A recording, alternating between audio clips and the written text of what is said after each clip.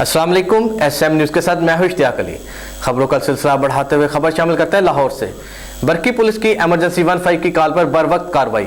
घर में घुसकर चोरी की वारदात करने वाले 2 मुलजमान गिरफ्तार। इसी हवाले से मजीद तफसीलात जानते हैं ब्यूरो चीफ बाबर भट्टी से। जी बाबर, क्या तफसीलात है आपके पास? जी, घरों में चोरी की वारदात करने वाला गिरोह गिरफ्तार। बुरकी पुलिस की एमरजेंसी 15 की कॉल पर बर वक्त कार्रवाई। घर में घुसकर चोरी की वारदात करने वाले दोनों मुलजमान गिरफ्तार। मोहल्लेदार ने मशकूक हरकत व सकनात पर पुलिस हेल्पलाइन 15 पर मदद के लिए कॉल की। असद अहमद नामी मुलजमान से चोरी के 3 लाख रुपये और असला बरामद। मुलजमान दिन में रैकी करके रात को घरों में वारदात करते थे। SP कैंट सात अजीज मुलजमान के खिलाफ मुकदमा हवालात में बंद, मजीद तफ्तीश जारी। मुलजमान ने इब्तदाई तफ्तीश में 6 घरों में वारदात करने का इतराफ़ किया। CCP लाहौर उमर शेख की मुलजमान के लिए बर वक्त कार्रवाई पर SH और बुरकी टीम को शाबाश।